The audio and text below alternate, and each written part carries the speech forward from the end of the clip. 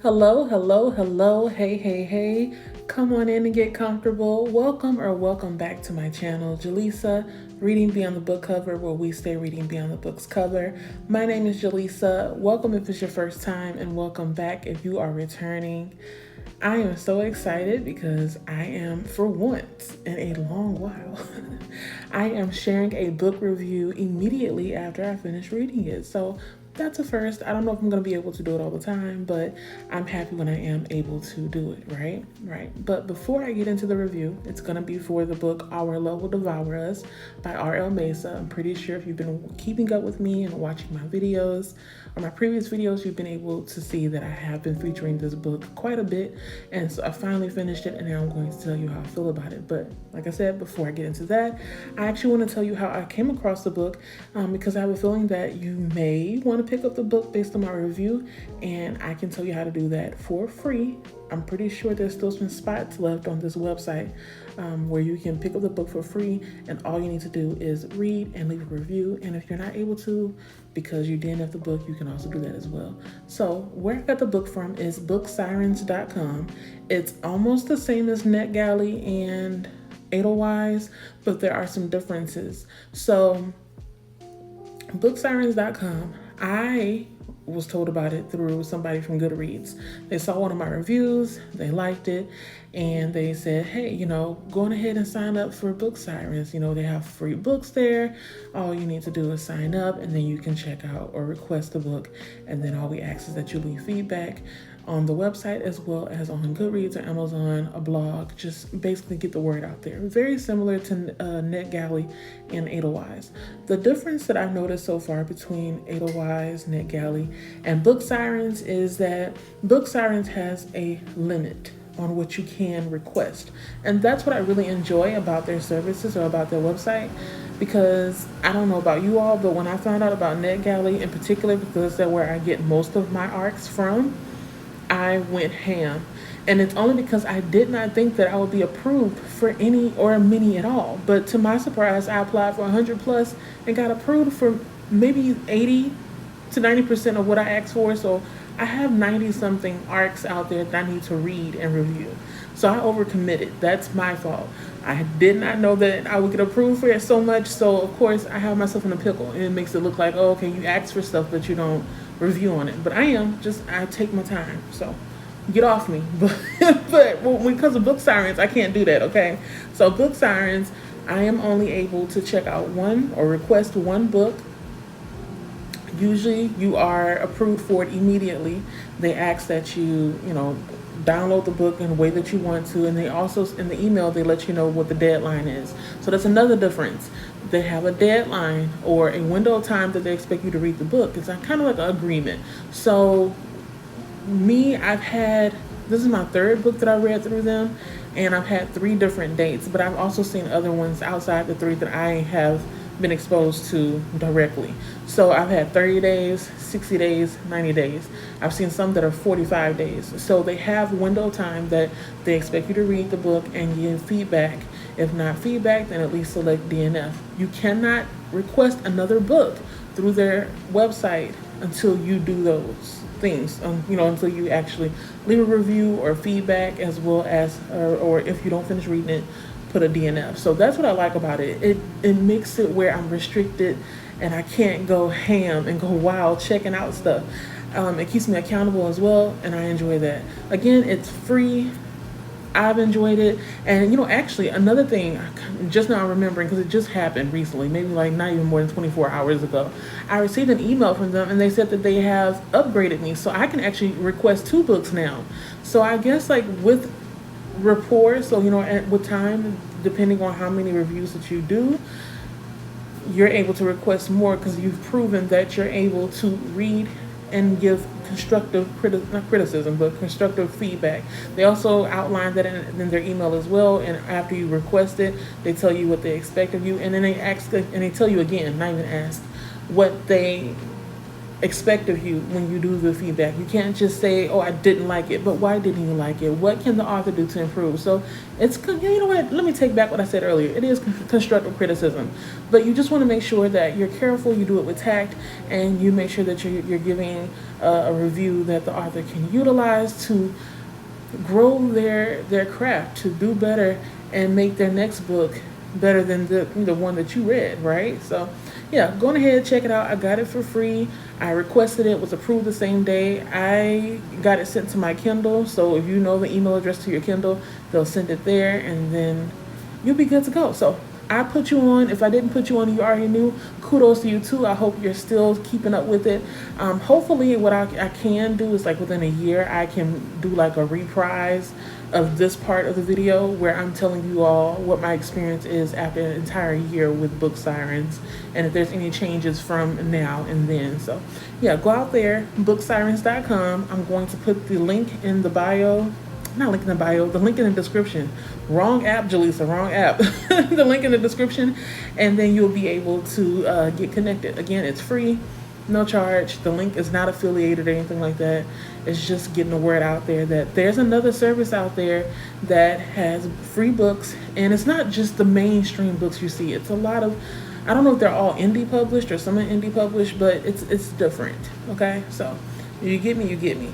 Now, I'm gonna pause real quick, get me some water, and then I'll be back to give you the review of Our Love Will Devour Us by R.L. Meza. Hang on and stay tuned. Alrighty, so I am back. I decided to put my earbuds in, so that's what you see in my ears right now. But I have got me some water, drank some, I feel a little bit better, and I'm gonna go ahead and jump into this review for Our Love Will Devour Us by R.L. Meza. I have the book here on my iPad. As you can see, it's a, let's see if it's zooming in. I don't know if it can zoom in. It's okay. I will put a picture of it up here so you can see the cover. So the cover, it's dark, it's snowy out, it's a cabin. It evokes everything about the setting of this book, which I did pick up from Book Sirens, like I said initially, and it's a horror novel, 2023 release, and I had a good time with it. I gave it a 3.5, and that's a good rating for me. I think for me, rating wise, anything that's a 2 and up, it's good. It has to be really bad for me to give it anything below that. But yeah, I gave it a 3.5, and I have my review in front of me, so I'm going to try to follow it as best as I can. At the time of me recording this right now, I have already done the podcast episode, which is the audio blog of my blog post that's already ready to go as well. And then I believe I've already scheduled the audio blog video as well for YouTube. Not sure, but anyhow, I'm trying to do a plethora of things for each book, and we'll see how this goes. Sometimes I know I'll be doing too much, but I like to make things accessible, so please bear with me as I will be looking away from here to here sometimes just to make sure I'm staying on track. So first, I'll tell you about Our Love Will Devour Us, just the gist of it, and then I'll go into the different specifics of how I reviewed the book or how I felt about it. Our Love Will Devour Us is a 2023 horror release, and it's written in alternating perspectives. There are 5 total. 1 is in the past and then 4 in the present. So the one that's in the past is from a girl named Grace, and the one that's in the present is from a family, which is comprised of Emma, Claire, Silas, and Lily. Lily and Silas are the children of Emma and Claire. And at the time of the book, Lily and Claire are separated.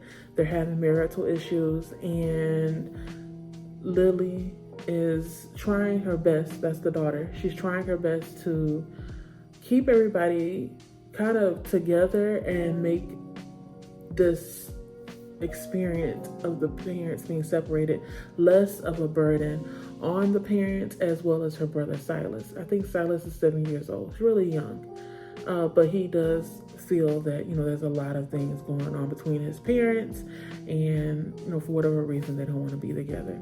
But also at this time, you have Claire, who is not in the home. So she decides to go to her childhood home because her mother recently passed away. So she goes there to try to wrap up I don't know what the word is, to wrap up, I guess, not necessarily loose ends, because it's not loose ends, but just to take care of the cabin. Do we need to clean it up? Because it's been abandoned for a year. Who can we sell it to? Blah, blah, blah. So she's out there to handle business as well as to just get a reprieve from all of the marital issues that she left back in California. She doesn't want to deal with it because the way she deals with it is not in a healthy way. So she's trying her best to do it in a different way so she doesn't go back to her old habits. She's out there, and Emma is at home with the children. I believe Emma is a nurse. She works at a hospital of some sorts, and she decides to take vacation because, she's like, maybe this time it'll be different. Maybe if I go and surprise Claire at the cabin, it'll be a good old time. I'll take the kids out of school early before winter break, and, we'll go out there and spend some time with her. Now, as you can see, like, everybody has this different idea of how this cabin experience is gonna be. You have Emma, who's thinking she'll go out there to be a nice romantic staycation out in the wilderness, getting to know where Claire came from, blah, blah, blah.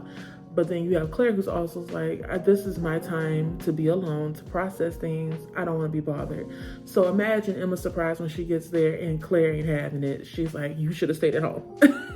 You should have stayed at home. So that happens. So you see, one thing in this book that I did notice, like the longer I've been away from it, is that this cabin in this land where it is situated, it has a history and a meaning to everyone. But it's not similar. It's different to everyone involved. So without going into too many details, I will tell you this much. The book has themes of forgiveness, family, and sacrifice. There may be more, but those are the three that stood out to me. It's written in a way that it's eerie. It's slow paced. I will say that as well. I know that's one of the things that I did list as a plus and a negative, because I know that some of the things that I may put down here as what worked for me, it may be something that doesn't work for others.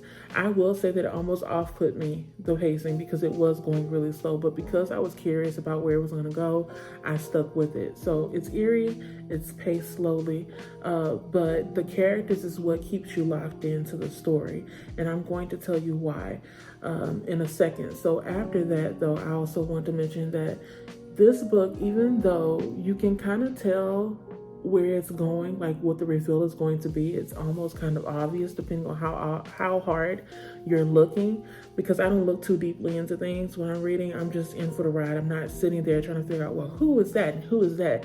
I'm not really too keen on red herrings. I mean, I do notice them when they're there, but do I really sit there wondering whether or not the person really did it? No, I'm there. And if I'm surprised, I'm surprised. And even if I'm not surprised, depending on how I got there, I don't mind. It's not going to make or break a book for me. I know some people that will bust their bubble because they're like, I knew it the whole time. I guessed it, blah, blah, blah, blah, blah. Chill out. It ain't that serious. But just letting you know, it was kind of obvious. But that did not ruin that did not ruin the book for me. Excuse me. I know I'm swallowing a lot. I'm trying a new approach by not saying and a lot. So I'm pausing, and sometimes when I do pause, I happen to swallow. And I have a feeling my swallowing is kind of loud. So I do apologize in advance. What else did I say? I already told you about some of the characters. I'm trying not to tell you too much about the characters because I feel that because this book essentially is like a character study, it's important that you take your time, and that's maybe the reason why it's so slow paced. You take your time and actually get to know the characters for yourself. I would be doing a disservice if I told you everything that was going on with these characters. They're not likable, at least not for me. So take what you will from that, but their characterization is something that I think is important and something that I shouldn't go into detail about because it will spoil the experience. Not the story, but the experience of the book for readers. But I will say, for me, I didn't really like them that much. I like the dog. I like the dog.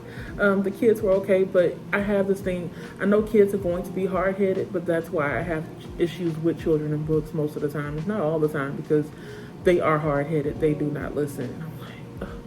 It make me roll my eyes. So I didn't hate the characters. It's just they didn't grow on me in a way where if something happened to them, did I care? No. So take what you will from that. So we talked about the characters, talked about the pacing. I did mention the obvious, so which is the reveal. And now I'm going to talk about my gripes. So the only gripe that I had is the setting. And I knew that it was going to be in an isolated area, but I didn't know it was going to be that isolated. When I was younger, I lived for a story that is in one setting. I think it's very creative when somebody is able to create a story that has a setting that literally is like boxed in. I don't know if you're familiar with the movies. I think it's called Phone Booth, and then there's another movie called Buried or Grave or something like that, where the entire movie essentially is filmed in one area. I think in the one movie it was in a coffin, and then in this other movie I was talking about, Phone Booth, it's in a phone booth. So being able to create a story around a setting that is that small and contained and confined, really cool idea, right? And it's nice when you're able to pull it off. This book pulled it off, yes it did. But like I said, when I was younger, I enjoyed that. Now that I'm older, I want to see other things. I think it would have worked for me. This grape, it would have worked for me if I did not know that there were other areas to explore. So because in the beginning of the book, or the beginning, the first 50%, you know that there are other areas to explore outside of this cabin, even though it is remote. I will repeat that again. Like, the nearest neighbor is maybe 2 miles away. If you need to go and get gas or food, it's outside. Like, you have to go far to get it, right? But because I knew there were other areas that were within walking distance, it really irked me that nobody really went anywhere else for a long amount of time. I felt like I was getting cabin fever. It was claustrophobic. I don't like being hemmed in a story. So it could go both ways. I didn't like that aspect. Did it stop me from reading? No, it didn't. But I know that some people really do enjoy isolated, closed circle mystery type deals where, you're just in one area, something happened, and you got to figure out who did it, because there's only so much that could happen in that small space, right? But yeah, no. I was ready to get out. And then it was some parts in the book where the characters were getting split up all the time and getting turned around all which way. And I was like, where are you going? Like, why do you all keep splitting up? But I understand it's the vehicle doing that kind of stuff, having it closed, having people separated is maybe supposed to give you the feeling that there's movement when there's not really much movement. I hope I'm making sense. It's hard to kind of explain unless you actually read the book. To me, it felt like we were in the same place the entire time, or not entire time, but most of the time towards the end, for the greater part of the book. And when people did get separated, it was just so you would feel like you moved, but we know that there really wasn't much movement. But I feel like some people enjoyed it. I just didn't care for it too much. Did I get lost? No. But I just wish we would just take me somewhere else. Take me somewhere else. Let's see. And another thing I want to point out is it's in the midst of a snowstorm. So I understand, like, it's given that you can't go anywhere and be safe. But at the same time, like, you already told me that there are other places around this cabin that are within walking distance. Why didn't you go there and do something? Whatever. I'm gonna stop there for my gripes. So now, what I wanted more of. So if you remember, I had mentioned previously that they have another viewpoint outside of the current day. There's another one that's from past, and it's from a girl named Grace, and she has some journal entries. I wish that we had more of those. I wanted more journal entries from her, as well as from Claire's mother. Her mother's name is Deborah, and we only get one chapter with Deborah in it, and I wish we had more of that as well. So yeah, I mean, it's a lost opportunity in a way, because I feel like that would have added to the characterization for two characters that we don't hear too much from. But other than that, you know, it was a solid book. And all in all, that is like my final little part here in my review. I like the book. I mean, I can't say much more than that. Again, it was slow paced, but I think it worked to the advantage of the book, especially because of the characters. I stuck with the book because the characters, their flaws are on display for most of the book. So you're wondering the entire time, you know, as a reader, you're wondering, how are these people going to be able to pull this off? And that's what I left out in the beginning of the gist when I was telling you about the synopsis of the book. When they get to this cabin, you know, they, not necessarily all hell breaks loose, but Emma and Claire, they're not getting along, and something happens where they're fighting. It makes one of the children upset. They run away, and then the other child follows afterwards, and then they disappear. So you're trying to figure out, okay, you, Emma, and you, Claire, both of y'all have problems. You don't get along, but you have to try to get along for the sake of your family because your kids have disappeared. How are you going to pull this off while also tackling the issues that you're having in your marriage? It's very complicated. I know that I was stressed out sometimes by reading because of the decisions that were being made, but I understood it, why they make these decisions, because of their characterization. You feel me? So I stuck with the book mostly because of the characters and wanting to be proven wrong, because I thought that they were never going to be able to work together to actually find these children. So take what you will from what I've just said about everything in this review. I hope that you pick it up. I think it was a good time. I would definitely pick up another book from R.L. Meza, and hopefully if I am able to, I can get it from booksirens.com. That would be a blessing, because I don't think this book was at my library at all. If I remember correctly, it wasn't there. So I got lucky by finding it on that website. So go out there, give it a try. You may enjoy it. I did. Excuse me. If I had any questions for the author, I just want to know what happened at the very, very end. That's all I want to know. Like, what happened afterwards? That's all. I always want to know what happened at the very end. It wrapped up nicely. I just wanted to know what else happened. And I think that if she wanted to, she actually could make a second book based off of this story alone. So yeah, we'll see. Just, put a little bug in your ear. Thank you so much for sticking it out, listening to my review. Hopefully you enjoyed it.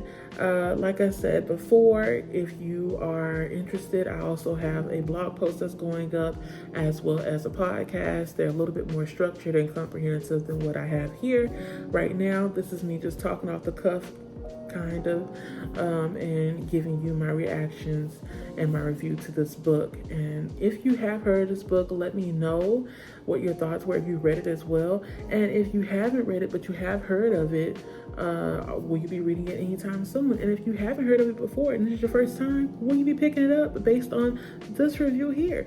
Let me know. I want to know. Comments down below, they're always open. When you talk, I talk back. That's how it works. So go ahead, use your fingers, type it up, use your thumbs, do it all right? Before I let you go, remember to drink your water, mind a business that's yours, and continue reading beyond the book's cover. My name is Jaleesa, and I'll see you later. Bye.